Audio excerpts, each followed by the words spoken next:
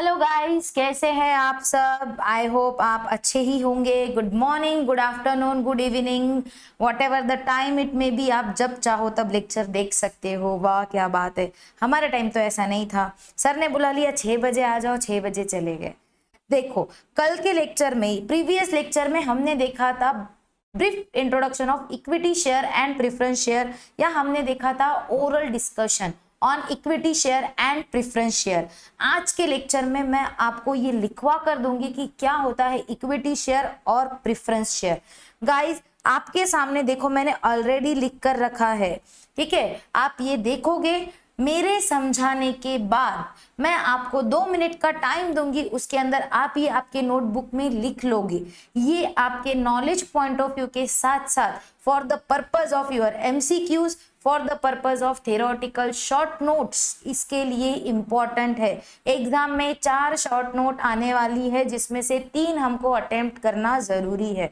बहुत important chapter हम लोग पढ़ रहे हैं, ठीक है। इक्विटी शेयर्स क्या होते हैं? ये ordinary shares of the company है। मतलब सारा डेटा, सारे इंस्ट्रूमेंट सब जाने के बाद, सबका अपना अपना क्लासिफिकेशन होने के बाद जो शेयर्स बचते हैं उसे कहा जाता है equity shares, ordinary shares of the company. Ordinary shares of the company.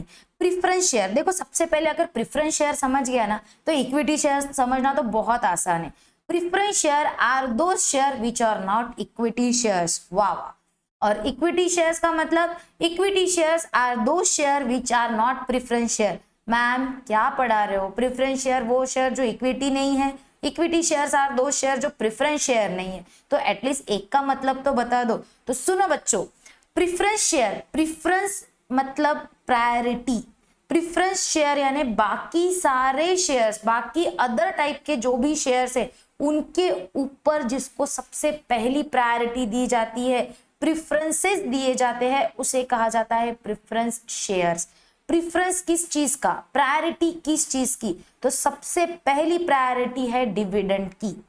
Company जो भी प्रॉफिट अर्न करेगी, एक बार बाकी डिबेंचर होल्डर को, अदर इंस्ट्रूमेंट को पेमेंट होने के बाद सबसे पहला प्रेफरेंस दिया जाता है डिविडेंड का, प्रेफरेंस शेयर होल्डर को, वो भी fix rate of dividend.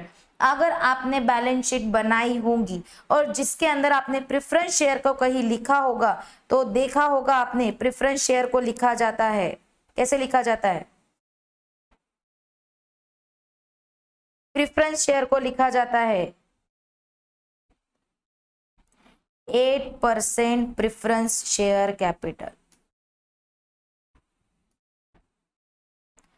10% preference share capital. क्या होता है ये 8% और 10%? ये 8% है रेट ऑफ डिविडेंड। क्या है? Fixed rate of dividend of preference shares and fixed rate of dividend of preference share capital. Fixed rate of dividend 8% preference share capital, 10% preference share capital. तो जो 8%, जो 10% दिया होता है, जब हम बैलेंस शीट में प्रेजेंट करते हैं, तो उसे कहा जाता है fixed rate of dividend. Equity shares के टाइम पे कहीं देखा क्या आपने इक्विटी शेयर को लिखते टाइम 1%, 2%, 5%, 10%? नहीं, वहां पर डिविडेंड का रेट फिक्स नहीं होता। प्रेफरेंस शेयर के केस में रेट ऑफ डिविडेंड फिक्स होता है, इसीलिए लिखते टाइम ही हम लिखते हैं 8% preference share capital, 10% preference share capital. यानी प्रेफरेंस दिया गया है प्रेफरेंस शेयर होल्डर को in case of dividend. Company जितना प्रॉफिट अर्न करेगी, उसके अंदर से जब कंपनी ने सोचा, अब मुझे बताओ प्रेफरेंस है तो कंपनी हर साल प्रेफरेंस शेयर होल्डर को प्रॉफिट देगी ही क्या? प्रॉफिट देगी in the sense, in the form of dividend. Profit distribute करेगी क्या? कंपल्शन है क्या? तो नहीं। In case of shares he compulsion नहीं है, ये कंपनी के ऊपर है कि कंपनी प्रॉफिट को इन the form of dividend distribute करना चाहती है क्या। अगर कंपनी चाहती है कि इस बार शेयर होल्डर्स को डिविडेंड पे करना है, तो at that time company payment करेगी पहले प्रेफरेंस शेयर होल्डर को एंड देन पेमेंट करेगी इक्विटी शेयर होल्डर को। प्रेफरेंस शेयर होल्डर को कितना पेमेंट करेगी? जितना डिसाइडेड है। प्रेफरेंस शेयर होल्डर की दो चीजें हमेशा डिसाइडेड होती है, pre decided at the time of issuing preference share. दो चीजें डिसाइडेड होती है, एक कौन से रेट पे प्रेफरेंस शेयर इशू होने वाले हैं, rate in the sense rate of dividend, and second maturity period.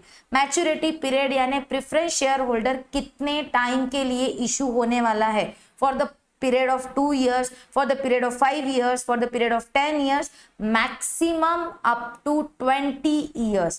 सिर्फ 20 years के लिए ही प्रेफरेंस शेयर्स इशू किए जा सकते हैं। मैक्सिमम पीरियड कितना दिया गया है प्रेफरेंस शेयर होल्डर को या प्रेफरेंस शेयर को, 20 years। तो दो चीजें ये प्री डिसाइडेड होती है in case of preference share. Next, एक और चीज में उनको प्रेफरेंस दिया गया है eight the time of liquidation.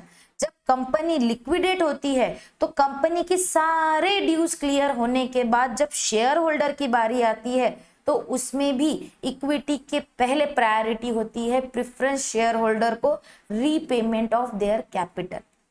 Equity share holder के पहले प्रेफरेंस शेयर होल्डर का कैपिटल रीपे किया जाता है।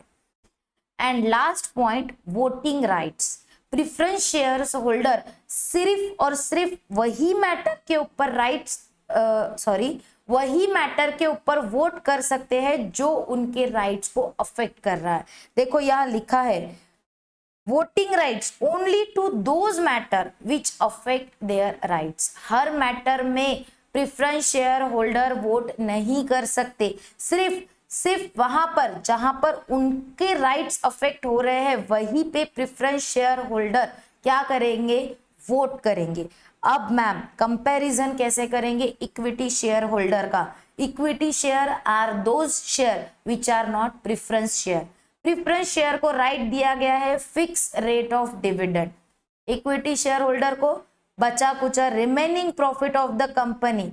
इक्विटी शेयर होल्डर को क्या मिलेगा, remaining profit of the company, जिसका परसेंटेज, जिसका डिस्ट्रीब्यूशन प्री डिसाइडेड नहीं है, वहां पर इक्विटी शेयर होल्डर को प्रॉफिट मिलेगा।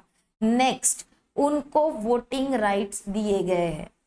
वो मैटर में, कंपनी के मैटर में वो जनरल मीटिंग के अंदर वोट कर सकते हैं। जनरल मीटिंग शेयर होल्डर्स की ही होती है। नेक्स्ट, इनका कोई मैच्योरिटी पीरियड नहीं होता। Equity share holder long lasting है, वो बहुत लंबे टाइम तक होता है। वो कंपनी अगर रीपे करना है तो उसका टर्म रीपेमेंट नहीं कहलाया जाता। कंपनी को अगर इक्विटी शेयर्स मार्केट में कम करना है तो company in the form of buyback market में से अपने खुद के ही शेयर्स रीपरचेस कर लेती है और मार्केट में से इक्विटी का प्रोपोर्शन कम कर देती है रादर देन रीपेमेंट। प्रेफरेंस के केस में रीपेमेंट होता है और प्रेफरेंस शेयर कैपिटल खत्म हो जाता है, बट इक्विटी के केस में कंपनी खुद के ही share in the form of buyback, जो हम इन डिटेल पढ़ेंगे, हमको बायबैक का कंसेप्ट बहुत डिटेल में है। तो बायबैक का जो केस है, बायबैक करके कंपनी मार्केट में से खुद ही के शेयर परचेस कर लेंगी, रीपरचेस करेंगी और मार्केट में से क्या करेंगी, खुद के शेयर्स को कम कर देंगी। तो देखो डिफरेंस देखेंगे तो प्रेफरेंस शेयर को क्या लिखा है, fixed rate of dividend payment. Liquidation के टाइम पे रीपेमेंट ऑफ कैपिटल का प्रेफरेंस दिया गया है। वोटिंग राइट्स सिर्फ वही मैटर्स पे जो उनके राइट्स को अफेक्ट कर रहा है और मैच्योरिटी पीरियड फिक्स्ड है, कितना, मैक्सिमम अप टू 20 ईयर्स, 20 लिखा है वो। इक्विटी शेयर्स यानी ordinary shares of the company, कोई फिक्स रेट ऑफ डिविडेंड नहीं है। रेसिडुअल प्रॉफिट मिलेगा उनको, रेसिडुअल इंटरेस्ट यानी सबके ड्यूज क्लियर होने के बाद जितना बचा है उतना इक्विटी शेयर होल्डर को रहेगा और कोई मैच्योरिटी पीरियड नहीं है। अब मुझे बताओ बच्चों, आप बोलोगे मैम जिस हिसाब से आपने हमको पढ़ाया इक्विटी शेयर और प्रेफरेंस शेयर, तो हमारे हिसाब से तो अगर मेरे पास पैसा रहा या किसी ने मुझे पूछा कि बता कौन से शेयर परचेस करेगा, तो मैं तो बोलूंगा यार प्रेफरेंस शेयर ही परचेस करते हैं। प्रेफरेंस शेयर में डिविडेंड भी फिक्स है, मैच्योरिटी पीरियड भी फिक्स्ड है और प्लस अगर कंपनी लॉस में भी है तो जब लिक्विडेशन की बात आएगी, जब रीपेमेंट की बात आएगी तो पहला प्रेफरेंस हमें मिलेगा। तो मैं तो श्योर शॉर्ट बोलूंगा कि प्रेफरेंस शेयर ही परचेस करो, तो रुको, सुनो मेरी बात। प्रेफरेंस शेयर को फिक्स्ड रेट ऑफ डिविडेंड है, बट मुझे बताओ कंपनी हर बार नॉर्मल प्रॉफिट ही अर्न करेगी क्या? फिक्स रेट ऑफ डिविडेंड कब तक के पॉसिबल है? जब तक कि कंपनी नॉर्मल प्रॉफिट अर्न कर रही है। बट कंपनी भी तो एक्सपांड करेगी, कंपनी भी तो ग्रो करेगी, कंपनी का भी तो परसेंटेज बढ़ेगा, प्रॉफिट परसेंटेज बढ़ेगा कि नहीं कंपनी का? तो मुझे बताओ कंपनी क्या करेगी? प्रेफरेंस शेयर होल्डर को 13% 10% डिविडेंड दे के खत्म, और बचा हुआ पूरा प्रॉफिट वो कितना भी हो सकता है, 10%, 20%, 30%, 40%, व्हाटएवर इट मे बी, सारा की सारा इक्विटी शेयर होल्डर का। यानी इक्विटी शेयर होल्डर की तो चांदी ही चांदी है। अगर कंपनी एक्सपांशन स्टेज में है, ग्रोइंग स्टेज में है, तो इक्विटी शेयर होल्डर को कितना प्रॉफिट है? सोचो, जहां रिस्क है वहां रिवॉर्ड्स भी है। प्रेफरेंस शेयर होल्डर को लिमिट में मिलेगा जितना फिक्स्ड है, बट कंपनी सिर्फ फिक्स्ड प्रॉफिट अर्न नहीं करेगी, कंपनी बहुत प्रॉफिट अर्न करेगी। इसीलिए परचेस करने को कभी भी इक्विटी शेयर प्रिफरेबल है rather than preference share. I hope you all understand the basic difference of preference shares and equity shares. अगर मैं अकाउंटिंग की बात करूं तो दोनों का अकाउंटिंग बिल्कुल सेम है। प्रेफरेंस शेयर और इक्विटी शेयर का अकाउंटिंग पूरा सेम है। इक्विटी शेयर नाम बदल के प्रेफरेंस शेयर आ सकता है, बट अकाउंटिंग दोनों का सेम रहेगा।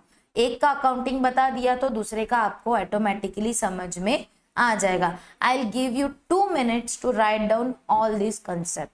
Right down now. डन? अगर नहीं भी हुआ लेक्चर को पॉज कर लेना, लिख लेना है। कोशिश करना कि आप हर चीज को राइट डाउन करते चलो, स्क्रीनशॉट मत निकालो, लिखते चलो। ये आपको एग्जाम टाइम में बहुत काम आएगा। बहुत लंबा लिखा हुआ है बुक्स में, इतना पढ़ने का टाइम नहीं होता हमारे पास, तो कोशिश करते चलो कि लिखते चलो। सिर्फ मैं लिखती हूँ तब नहीं लिखना है, इतना ध्यान में रखना है आपको। मेरे साथ साथ में नहीं लिखना है। जब मैं आपको टाइम दूंगी या जब मैं आपको बता रही हूँ कि बच्चों लिख लो, तभी आपको लिखना है। And one thing I want to tell you कि कहीं पर भी स्पेलिंग मिस्टेक है तो वो एडजस्ट कर लेना है। मैम इसका तो स्पेलिंग गलत लिखा, मैम ये तो ऐसा ही कर दिया। तो मैं आपको एक बात बता दूं बच्चों कि मैं अकाउंट्स की टीचर हूँ, इंग्लिश की नहीं। थोड़ा बहुत इधर उधर ऊपर नीचे होता है पढ़ाते टाइम, उतना एडजस्ट कर लेना। चलो नेक्स्ट कंसेप्ट हम पढ़ने वाले हैं, layers of share capital. Layers of share capital. Ma'am क्या होता है लेयर्स ऑफ शेयर कैपिटल? अभी तक हमने देखा what is mean by equity shares, what is mean by preference share. अब देखो हर शेयर कैपिटल की लेयर्स होती है। लेयर्स यानी व्हाट काइंड ऑफ, कितने, how many kind of share capital are there. तो सबसे पहला है authorised share capital. Authorised share capital मतलब क्या? ऐसा कैपिटल जो at the time of incorporation of company के मेमोरेंडम ऑफ एसोसिएशन में रजिस्टर्ड करवाना जरूरी है। कंपनी जब भी रजिस्टर्ड होगी तो कंपनी को बताना जरूरी है कि उसका ऑथोराइज्ड शेयर कैपिटल यानी कंपनी को कितने फंड की रिक्वायरमेंट है मैक्सिमम। इसके अबाउ जाके कंपनी शेयर इशू नहीं कर सकती। ये एमओए में आपके कैपिटल क्लॉज के अंदर रजिस्टर्ड होता है ऑथोराइज्ड शेयर कैपिटल, जिसे रजिस्टर्ड कैपिटल ऑफ कंपनी भी कहा जाता है। Over and above of authorised capital company is not allowed to issue shares. ये बहुत इंपॉर्टेंट है। आपके मेमोरेंडम के अंदर कैपिटल क्लॉज के अंदर ऑथोराइज्ड शेयर कैपिटल को लिखना जरूरी है, रजिस्टर्ड करवाना जरूरी है। अब ऑथोराइज्ड शेयर कैपिटल का मेन पार्ट है issued share capital. Authorised share capital हम साइमल्टेनियसली इसके एग्जाम्पल भी देखते जाएंगे। ऑथोराइज्ड शेयर कैपिटल कितना है? 1 crore, wait,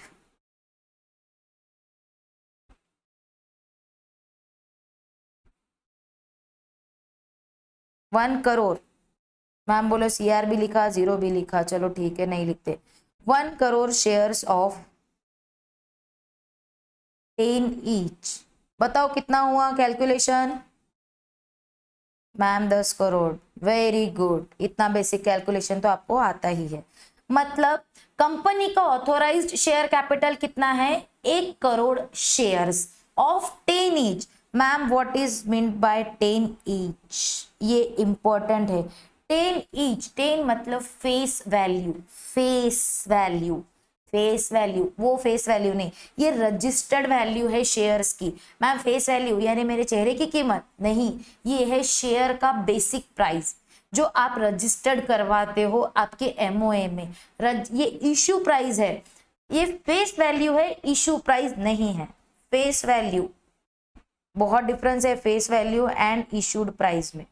issued price face value से ज्यादा भी हो सकती है, ये ज्यादा भी हो सकती है, ये लेस भी हो सकती है या इक्वल भी हो सकती है।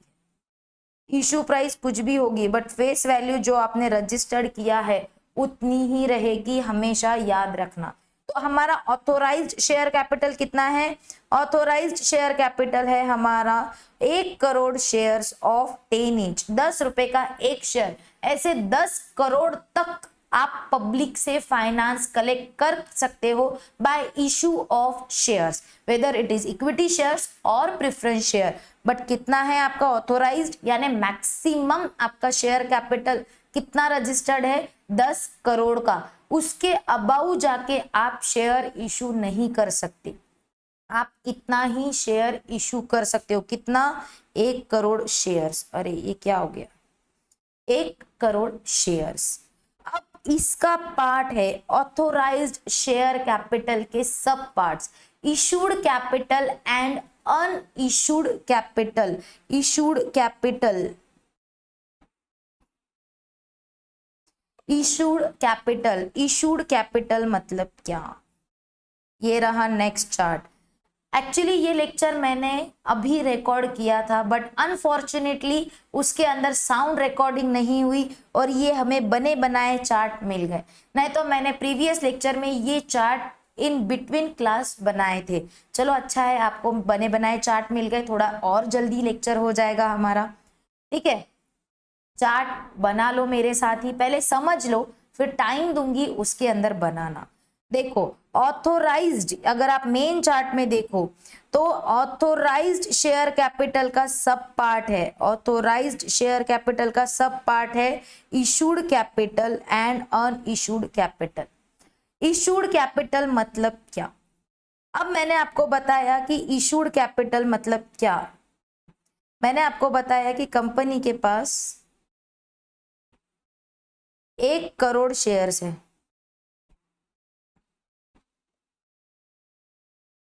1 करोड़ शेयर्स है जिसका फेस वैल्यू 10 है। ये ऑथोराइज्ड शेयर कैपिटल है, ऑथोराइज्ड यानी इतना रजिस्टर्ड है।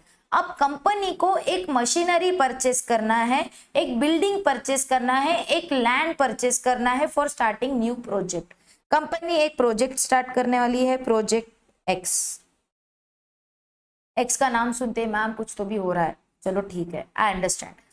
Project x. अब प्रोजेक्ट एक्स के लिए कंपनी को चाहिए मशीनरी,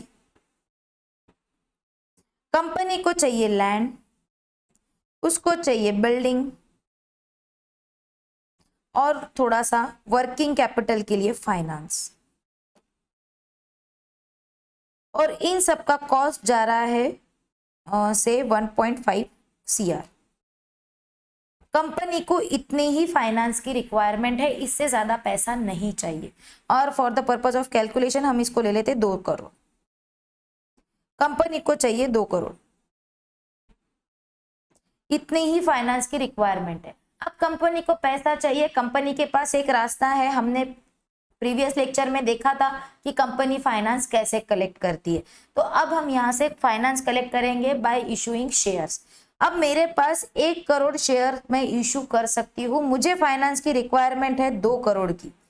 ये अमाउंट है, 2 करोड़ अमाउंट है, ये नंबर ऑफ शेयर्स है, कंफ्यूज ना हो। मेरे पास 10 करोड़ तक मैं अमाउंट या 1 करोड़ के शेयर्स में इशू कर सकती हूँ। मेरी रिक्वायरमेंट है 2 करोड़ रुपए की, अमाउंट 2 करोड़। अब मैं क्या करूंगी कि मैम मेरे पास 10 करोड़ तक का परमिशन है, 10 करोड़ तक का परमिशन है मेरे पास। मैं क्या करूंगी, इसी में से कुछ पोर्शन मार्केट में इशू कर दूंगी। मैंने क्या किया, 10 करोड़ में से 20 लाख, 1 करोड़ शेयर में से 20 lakh shares at 10 each face value पर ही इशू कर दिए, तो मेरे पास फाइनेंस कलेक्ट हो गया 2 करोड़ का। Very good. कितनी फाइनेंस की रिक्वायरमेंट थी, 2 लाख की। कितना अमाउंट आ गया, 2 लाख। Matter end. जितनी फाइनेंस की रिक्वायरमेंट थी उतने अमाउंट के शेयर्स इशू कर दिए, मेरे पास पैसा आ गया, फाइनेंस कलेक्ट हो गया, मेरा प्रोजेक्ट स्टार्ट हो गया। मतलब जितना मेरे पास ऑथोराइज्ड शेयर कैपिटल था उसके अंदर, within that limit I can issue share to the public for the purpose of raising finance. 2 crore की नीड थी, 20 लाख शेयर इशू कर दिए, एट पार इशू किए। मैम एट पार मतलब क्या, तो सुनो, पहले हम इशू और अनइशूड की बात कर लेते हैं। मेरे पास 1 करोड़ शेयर थे, 1 करोड़ में से 20 लाख मैंने इशू कर दिए, यानी कितने इशू नहीं किए मैम, मैं बताऊं, 80 लाख शेयर्स एट 10 ईच, यानी ये हो गए 8 करोड़। अब इसके बाद 00 नहीं लिखूंगी मैं, ठीक है। ये हो गया मेरा अनइशूड कैपिटल। अनइशूड यानी जो मैंने पब्लिक में इशू ही नहीं किया, तो पब्लिक मेरे से परचेस करने का सवाल ही नहीं आता। जितना मैंने मार्केट में इशू किया उसे कहा जाएगा इशूड कैपिटल। जितना मेरा कैपिटल रजिस्टर्ड है आरओसी के पास, उसमें से जो मैंने जनरल पब्लिक को दिया परचेस करने के लिए, मार्केट में निकाला परचेस करने के लिए, उसे कहा जाएगा issued capital. I hope you understand. ये एग्जाम्पल है, ये लिखने की जरूरत नहीं है। अब issued capital, company share issue कर सकती है 3 टाइप में। एक तो कंपनी करेगी एट पार, एट प्रीमियम और एट डिस्काउंट। एट पार यानी मेरी फेस वैल्यू है, रजिस्टर्ड वैल्यू कितनी है, 10 रुपीज।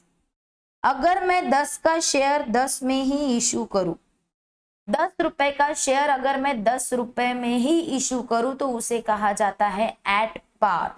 देखो, issue price is equal to face value, issue price is equal to face value, इसे कहा जाएगा एट पार। लिख लेना है ये। एट प्रीमियम, एट प्रीमियम यानी देखो, एट प्रीमियम फेस वैल्यू थी शेयर्स की 10, मैंने उसको इशू किया, इशू प्राइस थी 12। मैंने क्या किया, उसके फेस वैल्यू से ज्यादा में मार्केट में निकाला, तो ये जो इसके अबव अमाउंट है ₹2, ये हो गया प्रीमियम। मैंने एक्स्ट्रा अमाउंट के ऊपर मेरे शेयर्स को इशू किया, रजिस्टर्ड जितना वैल्यू था, जो फेस वैल्यू था, उसके अबाउ जाके मैंने शेयर्स को मार्केट में इशू किया, इसीलिए उसे कहा जाएगा शेयर प्रीमियम। प्रीमियम पे मैंने शेयर्स को इशू किया। क्या लिखा है देखो, issued price is more than its face value, यानी यहां पर मैं लिखूं तो 10 रुपीज लेस देन 12, यानी 12 रुपए में मैंने इशू किया है। या अगर मैं ऊपर के ही फॉर्म में लिखूं तो ऐसा लिख लेंगे हम, दिख रहा है क्या ये,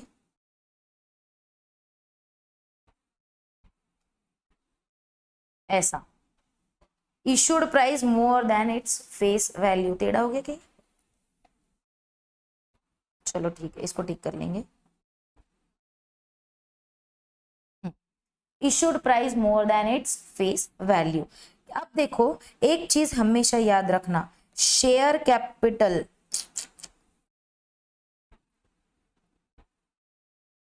शेयर कैपिटल हमेशा हमेशा क्रेडिट होगा एट फेस वैल्यू। जब भी शेयर कैपिटल लिखो तो वो आप लिखोगे एट फेस वैल्यू। अगर फेस वैल्यू से ज्यादा है, प्रीमियम पे है अमाउंट, तो वो जाएगा सिक्योरिटीज प्रीमियम में। वो जाएगा कहाँ? Securities premium account. ये हम अकाउंटिंग में और डिटेल में पढ़ेंगे, बट अभी आपको ध्यान में रखना है कि शेयर कैपिटल हमेशा हमेशा फेस वैल्यू पे जाएगा, और अगर एट डिस्काउंट है तो वो जाएगा share discount account. Share discount account हमेशा याद रखना, शेयर कैपिटल आप शो करोगे always shown credited at face value. At face value share capital face value पे ही रहेगा, उससे ज्यादा रहा तो premium account, securities premium account जिसे कहा जाता है।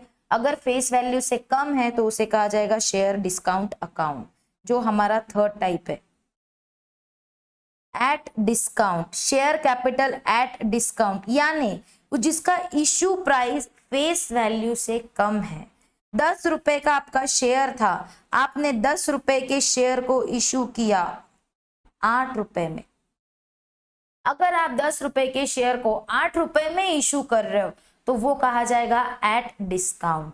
बट सुनो मेरे बच्चों, according to section 53 of companies act, company को प्रोहिबिट किया गया है शेयर इश्यू करना at discount. In case of sweat equity shares or at the time of liquidation of company, if company wants to issue shares at a discount, तो it will be permitted to the company. Company अगर company के existing share holders को और अपने employees को अगर share issue करना चाहती है एट अ डिस्काउंटेड प्राइस, तो वो कंपनी को अलाउ किया गया है।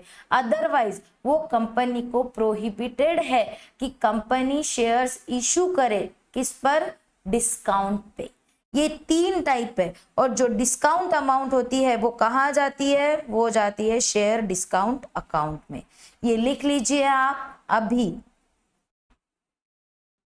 अगर आपका इन बिटवीन लेक्चर में लिखना नहीं होता है तो आप लेक्चर पॉज करके भी लिख सकते हो।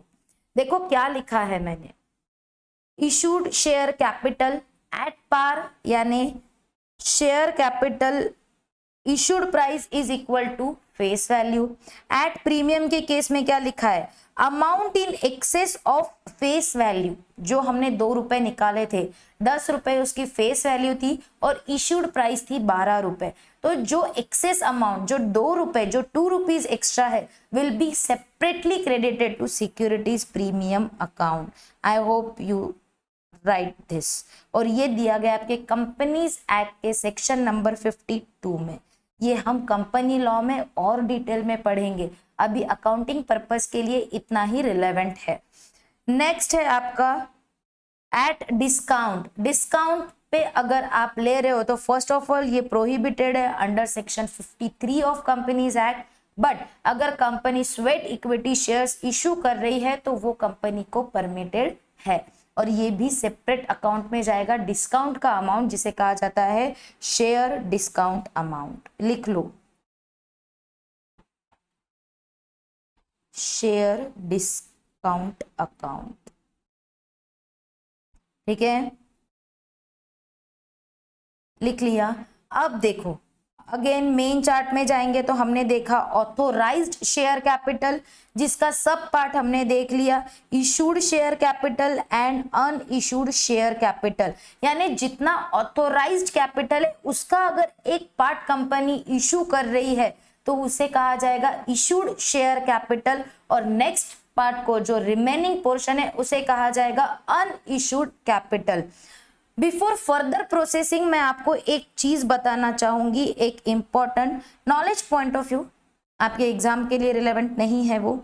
कंपनी जब शेयर इशू करती है तो इसके पहले मुझे बताओ, इशू करने के पहले लोगों को पता तो होना चाहिए कि कंपनी कौन क्या है, कंपनी का नाम क्या है, कंपनी का बिजनेस क्या है, कंपनी का ऑथराइज्ड शेयर कैपिटल क्या है, उसमें से कंपनी कितना इशू कर रही है, कौन से अमाउंट पे इशू कर रही है, प्रीमियम पे कर रही है, डिस्काउंट पे कर रही है, पार कर रही है, ये सारा डिटेल देना पड़ता है और वो डिटेल कंपनी देगी किस स्टेटमेंट में।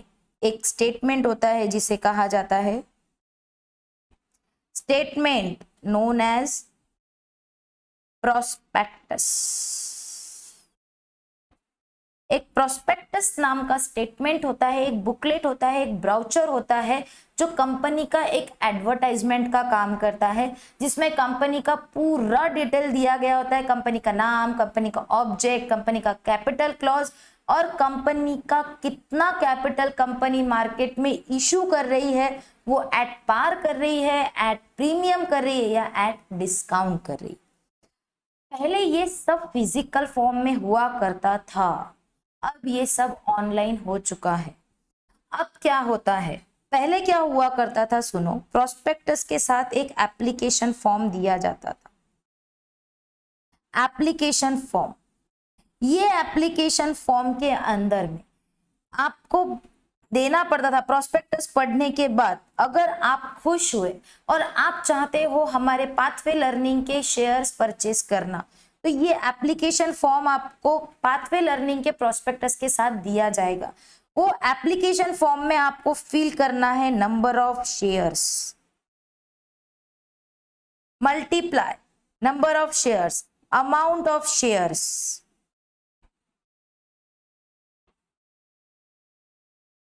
टोटल, एक्सेट्रा एक्सेट्रा, और आपका डिटेल्स ऑफ शेयर होल्डर।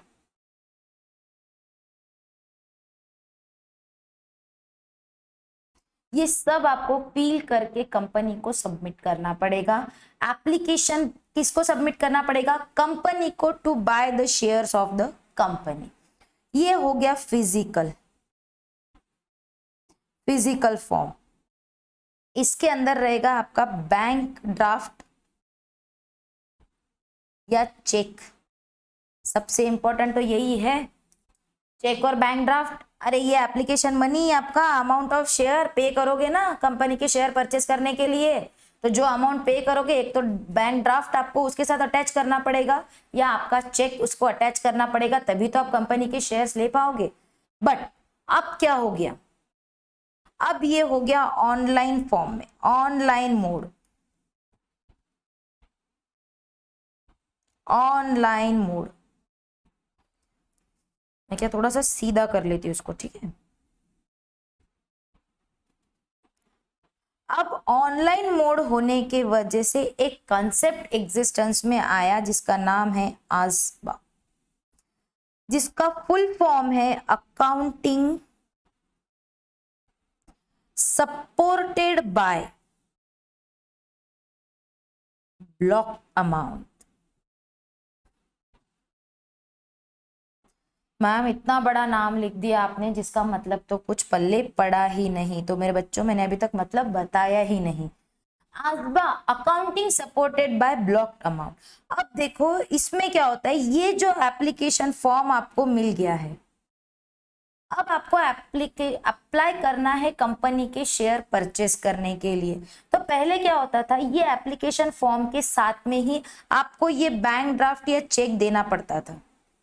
अब क्या हो गया, अब बैंक में आप क्या करोगे, बैंक को अप्लाई करोगे कि हमें ये पर्टिकुलर कंपनी के शेयर परचेस करना है।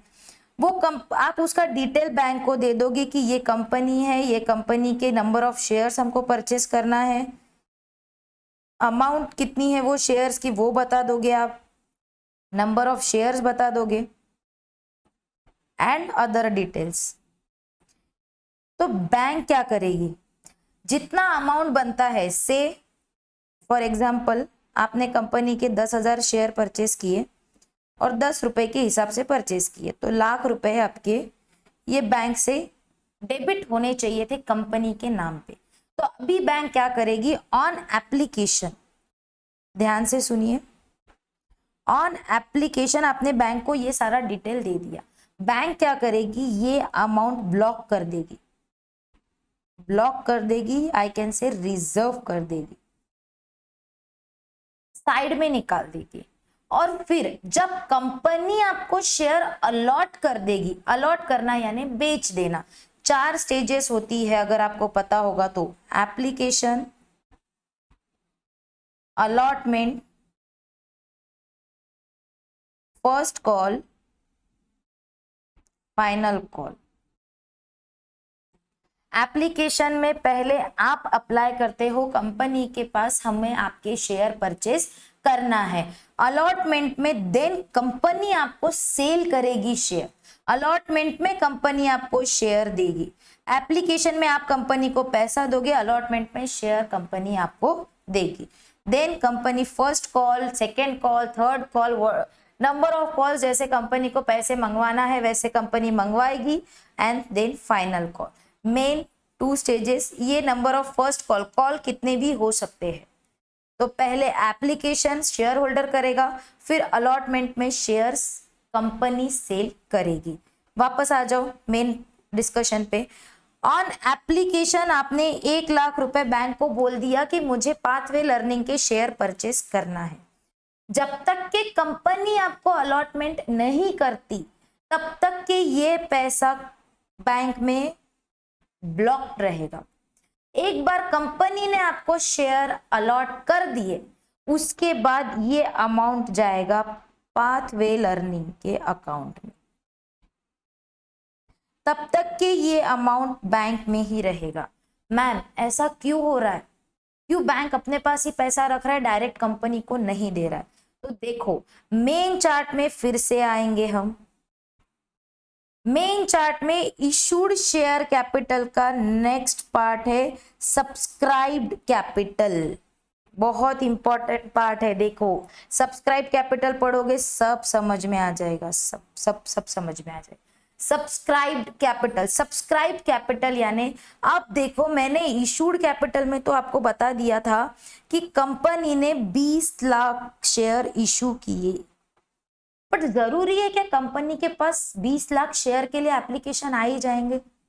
20 लाख के 20 लाख शेयर बिक ही जाएंगे कंपनी के? नहीं, ऐसा नहीं होता।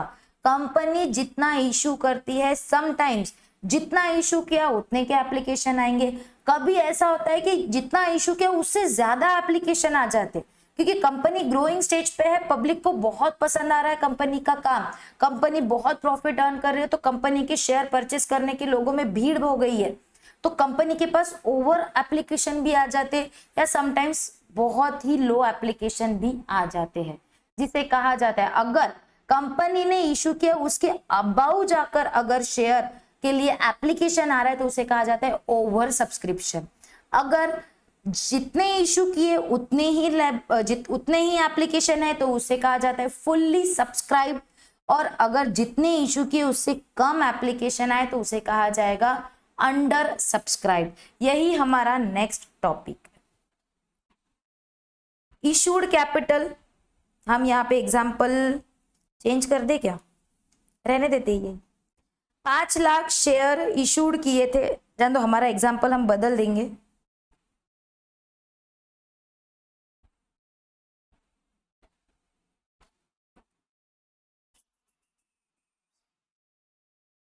ठीक है,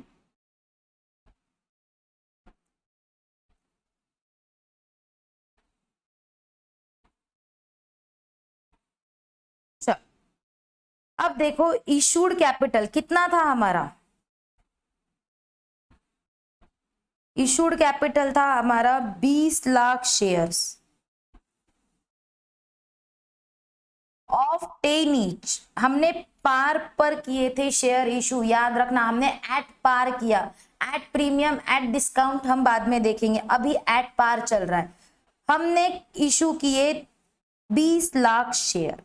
अब सब्सक्राइब यानी क्या, हमारे पास एप्लीकेशन आए 3 फॉर्म में। फुल्ली सब्सक्राइब यानी जितने शेयर मार्केट में इशू किए उतने के लिए ही एप्लीकेशन आया, जिसे कहा जाता है fully subscribe. Number of share issued is equal to number of application receive, जितना मार्केट में शेयर इशू किया उतने के लिए ही आपके पास एप्लीकेशन आए, उसे कहा जाएगा फुल्ली सब्सक्राइब। देखो number of share issued is equal to number of application received. तो ऐसे टाइम पे कंपनी क्या करेगी, company will allot the shares. Application आ गए, कंपनी ने बेच दिए शेयर। Application first stage, allotment second stage, company ने शेयर्स अलॉट कर दिए। बट अब केस है ओवर सब्सक्राइब की। Over subscribe, over subscribe 20 lakh share आपने इशू किए, बट आपके पास एप्लीकेशन आए 22 लाख शेयर के। कंपनी इतनी पसंद आई लोगों को कि एप्लीकेशन पे एप्लीकेशन आ रहे हैं, तब number of share issued is less than number of application receive. आपने इशू किए थे 20 लाख, 20 लाख, बट आपके पास एप्लीकेशन आए 22 लाख शेयर्स, उसे कहा जाता है ओवर सब्सक्रिप्शन। अब ओवर सब्सक्रिप्शन के केस में कंपनी क्या करेगी? कंपनी के पास दो ऑप्शन है। एक तो जितने शेयर होल्डर्स हैं उनको थोड़ा थोड़ा थोड़ा थोड़ा थोड़ा थोड़ा शेयर इशू कर दे, यानी 5 शेयर का एप्लीकेशन जिसने किया उसको 4 शेयर अलॉट करो। प्रो राटा अलॉटमेंट जिसे कहा जाता है, थोड़ा थोड़ा थोड़ा थोड़ा लड्डू सब में बांटो, क्योंकि लोग बहुत ज्यादा है। जहां सबको एक एक देना था वहां पर हम 75% सबको देंगे ताकि सबको कुछ ना कुछ मिले। या जितना हमारे 20 लाख तक, जब तक जितने लोगों ने अप्लाई किया उतने लोगों को अलॉट कर दो, और ऊपर के जो लास्ट में आए, जो बाकी के एंड में जो 2 लाख लोग आए उनको रिफंड कर दो। ऐसे कंपनी के पास दो ऑप्शन है, एक प्रो राटा अलॉटमेंट और रिफंड द एक्सेस एप्लीकेशन। अब सुनो मेरे बच्चों, अच्छा एक बार थर्ड कंसेप्ट भी पढ़ लेंगे। अंडर सब्सक्रिप्शन, अंडर सब्सक्रिप्शन में हम दो केस देखेंगे। एक आया आपके पास 19 लाख शेयर्स का एप्लीकेशन और एक आए 16 लाख। अब देखो दोनों भी अंडर सब्सक्राइब है क्योंकि आपने 20 लाख शेयर मार्केट में निकाले थे। एक आए 19 लाख, एक आए 16 लाख। अंडर सब्सक्राइब यानी जितने आपने इशू किए उससे कम शेयर के लिए आपके पास एप्लीकेशन आया। अब देखो अंडर सब्सक्रिप्शन के लिए एक कंडीशन हमारे इंस्टीट्यूट ने दी है या कंपनीज एक्ट ने दिया है कि अगर 90% से कम, 90% से कम, लेस लिखूं मैं यहाँ पे, तो अगर हमारे पास सब्सक्रिप्शन आया यानी हमारे पास एप्लीकेशन 90% से कम है, से अगर मैं यहां पर 89 भी कर दूं, 89% भी कर दूं, तो भी कंपनी अलॉटमेंट नहीं कर सकती और कंपनी को पूरा की पूरा रिफंड करना पड़ेगा। पूरा की पूरा एप्लीकेशन मनी रिफंड करना पड़ेगा। If company receive subscription less than 90% of issued share capital, जितना मार्केट में इशू किया उसका 90% से कम अगर सब्सक्रिप्शन आया तो कंपनी को पूरा की पूरा अमाउंट रिफंड करना पड़ेगा। अब 20 लाख का 90% होता है 18 लैक्स। अगर 90% लिख लेती हूँ, अगर 18 लाख से कम अगर मेरे पास एप्लीकेशन है तो मुझे अलॉटमेंट करना अलाउड नहीं है, मुझे पूरा की पूरा रिफंड करना पड़ेगा। जैसा केस बी में, ये है केस 1 और ये है केस 2। केस 1 में एप्लीकेशन, केस 2 में एप्लीकेशन आए हैं 16 लाख के, ये लेस देन 90% के लिए मुझे एप्लीकेशन आया है तो मैं इसे कर दूंगी रिफंड, रिफंड होल और ऑल एप्लीकेशन मनी।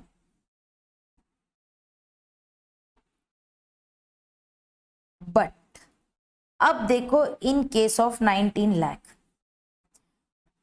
19 लाख के केस में क्या हो रहा है? मैम ये भी अंडर सब्सक्रिप्शन है।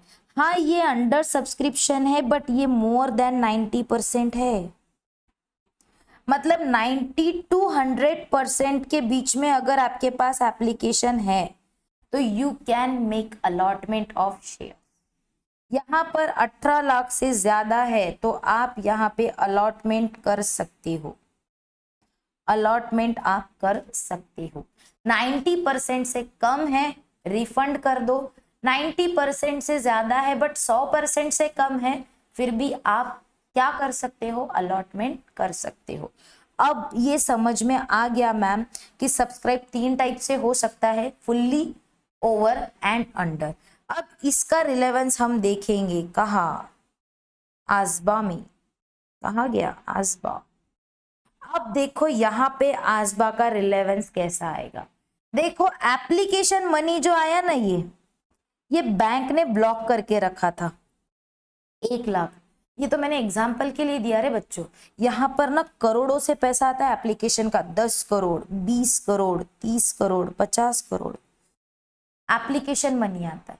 अब कंपनी को पता नहीं होता एप्लीकेशन के टाइम पे कि कंपनी ओवर सब्सक्राइब्ड हो रही है या अंडर सब्सक्राइब्ड हो रही है। ओवर सब्सक्राइब्ड हो रही है तब भी कंपनी को रिफंड करना पड़ सकता है, अंडर सब्सक्राइब्ड है और 90% से कम है तब भी कंपनी को रिफंड करना पड़ सकता है। अब देखो कंपनी पूरा एप्लीकेशन मनी पहले रिसीव कर लेगी, फिर कंपनी पूरा अकाउंटिंग करेगी, सब देखेगी यार ये तो 90% से कब सब्सक्रिप्शन हो गया या हमने जितना इशू किया उससे ज्यादा सब्सक्राइब हो गया, अब तो रिफंड करना पड़ेगा। फिर वापस कंपनी बैंक को बोलेगी ये शेयर होल्डर को रिफंड कर दो। ये जो ट्रांजेक्शन हो रहा है ना, रिसीव करना, रिफंड करना, इसके बीच में ना कंपनी को लगता है ट्रांजेक्शन कॉस्ट। अगर वो मैं 1% भी पकड़ू ना, 1%, तो ये इन CR जाता है अमाउंट, इन CR। तो ये तो कंपनी का लॉस है, खाया पिया कुछ नहीं, गिलास थोड़ा बाहर आना, पैसे ले लिए, रिफंड कर दिए, रिफंड कर दो। तो ये जो ट्रांजैक्शन कॉस्ट है, ये जो ट्रांजैक्शन कॉस्ट है, ये कॉस्ट सेव करने के लिए कंपनी यूज करती है आजबा का कंसेप्ट। मतलब ये पैसा एप्लीकेशन मनी में जो पैसा आएगा वो सारा की सारा बैंक में रहेगा। अगर कंपनी को लगा कि रिफंड करना है तो कंपनी बैंक को डायरेक्शन दे देगी, डायरेक्ट करेगी कि आप जिसका पैसा है उसको रिफंड कर दो, हम शेयर अलॉट नहीं कर रहे क्योंकि अंडर सब्सक्राइब है, या हम ओवर सब्सक्राइब है तो जो रिमेनिंग शेयर होल्डर है जो बाद में आए, हम प्रेफरेंस किसको देंगे, जो पहले आया, जो लेट आए उनको हम रिफंड कर देंगे। तो ये डायरेक्शन बैंक को देगी। तो ये कंपनी के पास पैसा आया ही नहीं, बैंक में ही जमा था, तो ये जो अमाउंट बैंक में ब्लॉक थी, ये अमाउंट के ऊपर जो ट्रांजैक्शन कॉस्ट लगती थी वो कंपनी की सेव हो गई और उतने से कंपनी का प्रॉफिट बढ़ जाएगा। इसीलिए ये कंसेप्ट एग्जिस्टेंस में आया और कंपनी ने ये कंसेप्ट यूज करना शुरू किया। ये आपके नॉलेज पॉइंट ऑफ व्यू था आजबा का concept, but I hope you understand कि कंपनी क्यों आजबा का कंसेप्ट यूज करती है, क्योंकि कंपनी को रिफंड करना पड़ सकता है किसी भी केस में। इशूड शेयर कैपिटल के सब parts, subscribed capital and unsubscribed capital.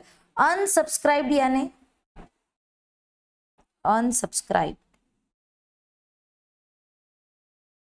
Unsubscribed यानी जैसे मैंने आपको बताया 20 लाख का आपने इशू किया बट आपके पास एप्लीकेशन आया 19 लाख का और 16 लाख का। 16 लाख के केस में तो आप रिफंड कर ही दोगे, बट 19 लाख के केस में आप रिफंड नहीं कर रहे हो, 19 लाख के केस में आप अलॉटमेंट कर रहे हो, तो बचा हुआ जो 1 लाख शेयर है वो हो गया आपका unsubscribed. I hope you all understand. Please write down all this concept fast, या अभी स्क्रीनशॉट ले लीजिए और फिर बाद में आराम से लिख लेना, ठीक है। देखो मेन चार्ट में फिर से आ गए हम। ऑथोराइज्ड शेयर कैपिटल जो रजिस्टर्ड होता है उसमें का कुछ पार्ट जो कंपनी जनरल पब्लिक को इशू करती है for the purchase of buying the shares of company, उसे कहा जाएगा इशूड कैपिटल। जो कंपनी ने जनरल पब्लिक को इशू ही नहीं किया उसे कहा जाएगा अनइशूड कैपिटल। जो इशू किया उसमें से जितने के लिए एप्लीकेशन आए उसे कहा जाएगा सब्सक्राइब्ड कैपिटल, और जो नहीं सब्सक्राइब्ड हुआ उसे कहा जाएगा अनसब्सक्राइब्ड कैपिटल। अब नेक्स्ट, डार्क हो गया क्या कलर, ठीक, अनसब्सक्राइब्ड कैपिटल कहा गया। अनसब्सक्राइब्ड कैपिटल। अब नेक्स्ट, यहां तक तो पढ़ लिया, अब पढ़ेंगे called up capital. Called up capital यानी मैंने आपको 4 स्टेजेस बताई, और एक जगह लिखेंगे हम यहां पे, एप्लीकेशन,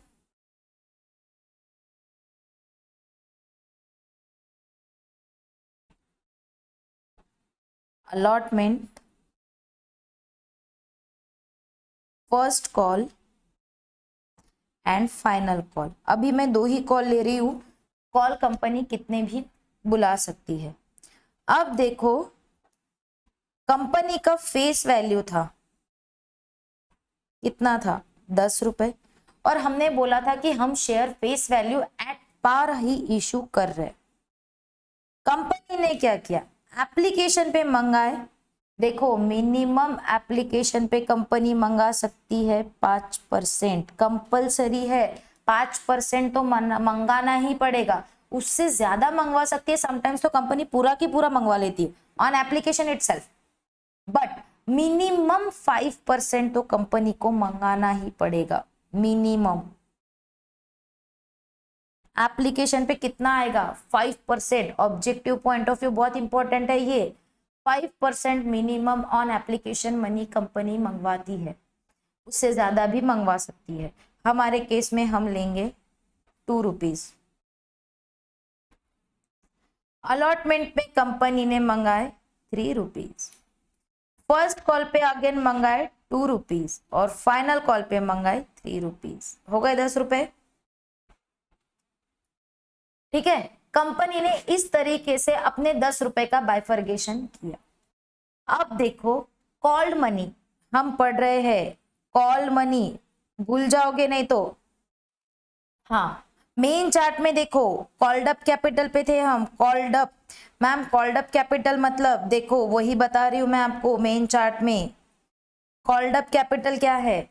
देखो, कंपनी ना पहले एप्लीकेशन पे ही 5% मंगवा लेती है कि मिनिमम 5% तो कितना भी मंगा सकती है, बट मिनिमम 5% तो ऑन एप्लीकेशन तो मंगवाएगी।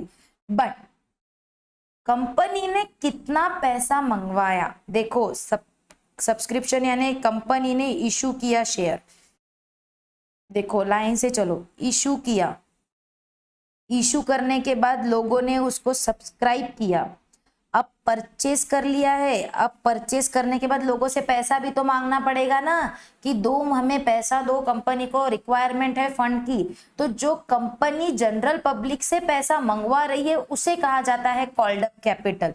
अब वो कंपनी अलॉटमेंट पर भी मंगवा सकती है। कंपनी बोलेगी कि अलॉटमेंट तभी होगा जब 3 रुपए आप हमें और दोगे पर शेयर।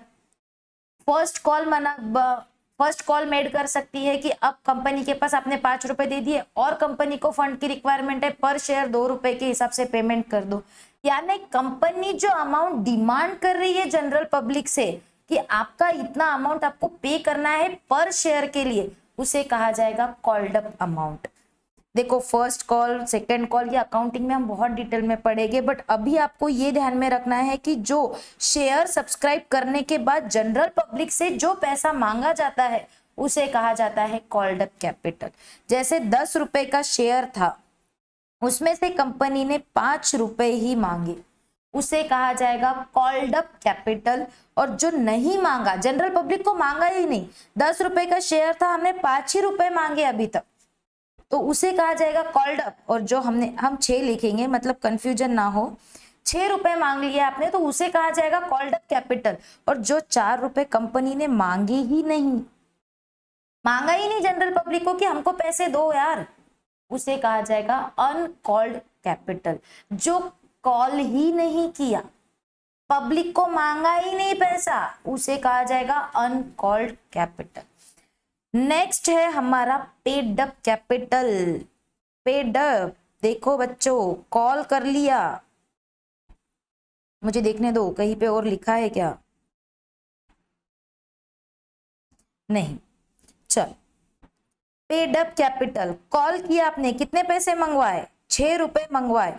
ये 6 में से क्या हुआ, आपके पास थे 10 lakh share holders, 10 lakh shares, ठीक है। अगर मैं शेयर होल्डर की बात करूं तो एक काम करते हैं हम से कितने शेयर इशू करे थे हमने अभी तक, अच्छा यहाँ पे लिखा ही नहीं है। फॉर एग्जाम्पल 10,000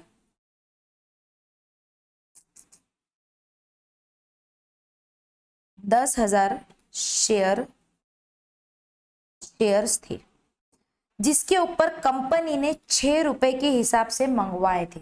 तो 10 रुपए के हिसाब से कितने आने चाहिए थे मैम? 60,000 आने चाहिए थे। 6 रुपए के हिसाब से 10,000 के ऊपर आने चाहिए थे।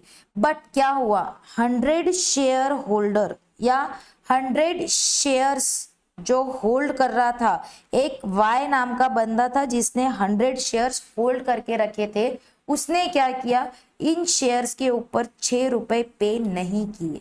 कितने हुए? 600 पे नहीं किए, तो कितने हुए? 59,400। तो जितना आपने कॉल किया उसमें से जितना पे किया उसे कहा जाएगा पेड अप कैपिटल।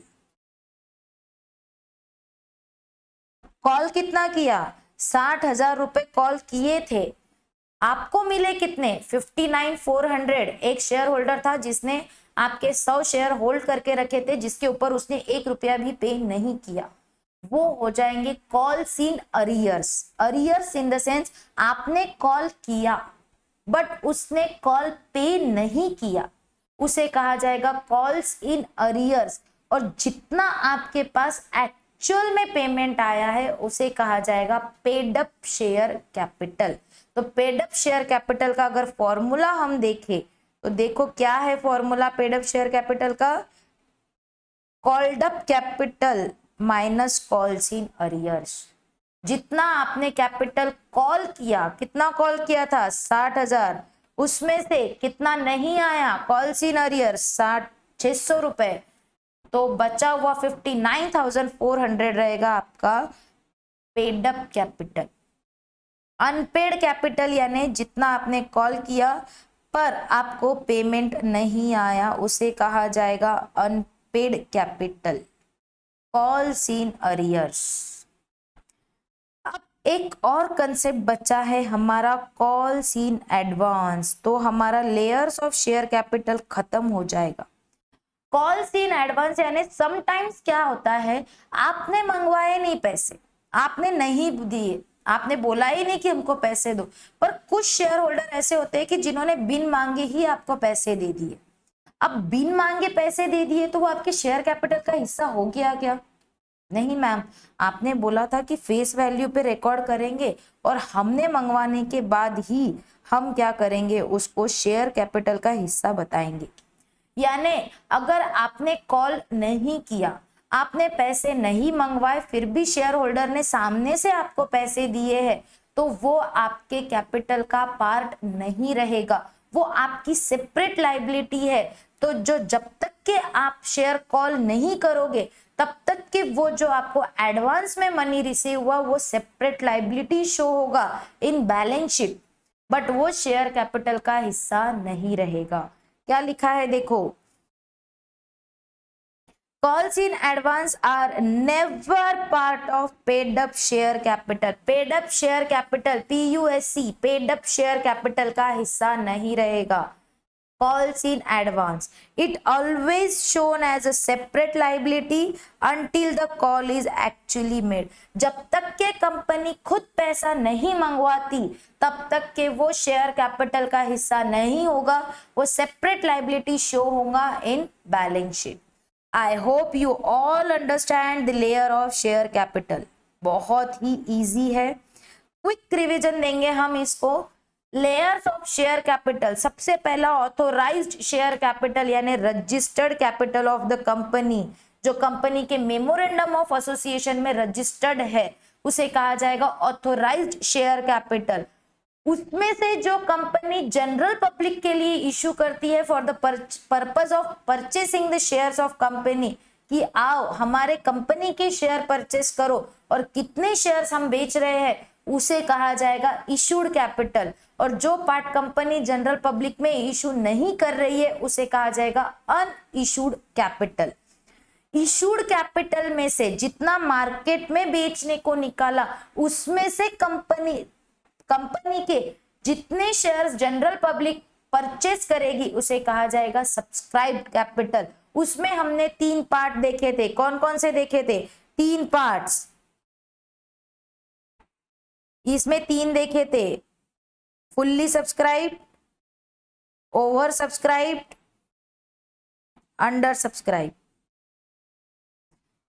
और जो सब्सक्राइब्ड नहीं हुए, अंडर सब्सक्राइब के केस में 90 to 100%, in between 90 to 100% issued share capital का जो सब्सक्रिप्शन आया उसे कहा जाएगा अनसब्सक्राइब, जो जनरल पब्लिक ने परचेस नहीं किए।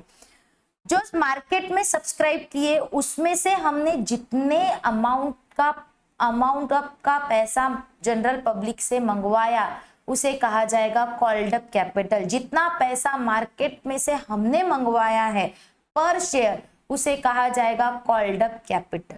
जो मंगवाया ही नहीं, जनरल पब्लिक को मांगा ही नहीं, उसे कहा जाएगा अनकॉल्ड अप कैपिटल। अब हमने जितना पैसा मांगा उसमें से भी जनरल पब्लिक ने जितना पैसा पर शेयर हमको पे किया उसे कहा जाएगा पेड अप कैपिटल, और जो पे नहीं किया उसे कहा जाएगा आइदर कॉल्स इन अरियर्स और unpaid up capital. Calls in advance is a separate liability. It can be shown as a separate liability until कब तक? जब तक के call is not actually made. Until the call is actually made. I hope you all understand the today's concept layer of share capital. अब हम एकदम quick revision अब हम हमारे बुक में से पढ़ेंगे कि क्या दिया हुआ है बुक में, ताकि हमको फटाफट समझ में आ जाए। हाईलाइट करो जो बताया है वो। देखो शेयर कैपिटल लिखा है, एक है no trading concern can run without a capital. कोई भी ट्रेडिंग कंसर्न है, कोई भी बिजनेस है, हमने देखा है कि जब तक के शेयर कैपिटल नहीं इशू करता मार्केट में तब तक के वो रन नहीं हो सकता, क्योंकि उसको फाइनेंस जनरेट नहीं होगा। उसमें देखो शेयर कैपिटल को डिवाइड किया है, नॉमिनल और ऑथोराइज्ड शेयर कैपिटल। अभी हमने देखा क्या लिखा है, the amount of capital with which the company intends to be registered is called registered capital of company,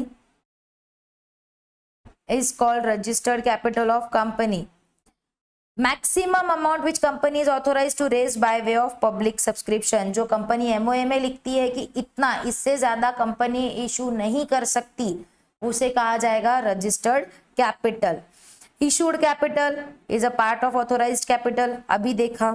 subscribe capital part of issued capital, जो जनरल पब्लिक एक्चुअल में purchase करती है। Called up capital subscribe capital में से जितना हमने demand किया, demand actually demanded by the company ने जितना अमाउंट डिमांड किया जनरल पब्लिक से उसे कहा जाएगा कॉल्ड अप कैपिटल। और कॉल्ड अप कैपिटल में से एक्चुअली जितना अमाउंट पे किया गया, actually paid by the member is known as paid up capital। और जो नहीं पे किया, amount which is still is to be paid is known as calls in arrears। Publication of authorized, subscribed and paid up capital, हमको बताना पड़ेगा कि कितना हमने शेयर मार्केट में इशू किया है। देखो लिखा है where any notice, advertisement और other official publication क्या कर रहा है, paper of company contains a statement of amount of authorised capital. ऐसा कोई स्टेटमेंट इशू कर रहे हैं जिसमें कंपनी का ऑथोराइज्ड शेयर कैपिटल दिया हुआ है, उस स्टेटमेंट में देखो such statement in equally prominent position in equally conspicuous character of the amount of the capital which has been subscribed and amount paid up. Authorised capital लिखा है तो उसमें ये भी लिखो कि कंपनी ने कितना मार्केट में इशू किया, कितना सब्सक्राइब हुआ और कितना पेड हुआ। और अगर आप ये कंडीशन को फुलफिल नहीं करते हो सेक्शन 60 के, तो आपको पेनल्टी है। कितनी है? Company shall be liable penalty of 10,000 rupees और every officer of the company is in default shall be liable penalty of 5,000 rupees. ठीक है, ये आपके ऑब्जेक्टिव पॉइंट ऑफ व्यू बहुत इंपॉर्टेंट है। Next issue of application of securities, no form of application for purchase of any securities of company shall issue unless company accompanied by prospectus, हमने देख लिया ये। Next, in connection with bona fide invitation to a person enter into underwriting agreement with respect to such securities, ये underwriting agreement है ना, ये हम in detail बाद में मैं बताऊंगी आपको जब हम अंडरराइटिंग कमीशन पढ़ेंगे। मतलब अगर कंपनी अनएबल है, मैं शॉर्ट में अभी बता देती हूँ कि अगर कंपनी अनएबल है अपने शेयर्स मार्केट में सेल करने के लिए, तो कंपनी क्या करती है, एक एजेंट अपॉइंट करती है जिसे अंडरराइटर कहा जाता है। कंपनी क्या कहती है अंडरराइटर को, हे अंडरराइटर, अगर मेरे शेयर्स मार्केट में नहीं सेल हुए तो तुम मेरे कंपनी के शेयर परचेस कर लेना। जितने भी शेयर्स मार्केट में सब्सक्राइब नहीं हुए उतने शेयर अंडरराइटर्स कंपनी के शेयर को परचेस कर लेगा, उसके ऊपर कंपनी उसको कमीशन पे करेगी, वो आपको प्रोस्पेक्टस में देना है। ये एकदम शॉर्ट में है, मैंने आपको मीनिंग बताया, इसको हम डिटेल में पढ़ेंगे। नेक्स्ट, ऐसी कोई सिक्योरिटीज जो आपने ऑफर ही नहीं की, यानी अनइशूड, ठीक है। If company makes default in complying with the provision of this section, liable to penalty of 50,000 rupees. अगर कंपनी प्रोस्पेक्टस में डिटेल्स नहीं देती है तो कंपनी 50,000 रुपीज तक के लिए पेनल्टी के लिए लाइबल है। रिफंड ऑफ एप्लीकेशन मनी हमने देखा है, एप्लीकेशन एक तो ओवर सब्सक्रिप्शन हुआ तो, या मिनिमम एप्लीकेशन नहीं आया तो। देखो यहाँ पर लिखा है कि कंपनी को minimum 5% minimum amount has not been subscribed and the sum payable on application is not received within a period specified, company shall be liable to refund the amount, liable to repay the money and interest thereon at 15% per annum. An application to be refunded shall be credited only to the bank account from which subscription was remitted. जहां से पैसा मिला उसी account में refund होगा। ऐसा नहीं है कि इधर से लिया और उधर क्रेडिट किया, नहीं, जिस अकाउंट से पैसा आया उसी अकाउंट में रिफंड किया जाएगा।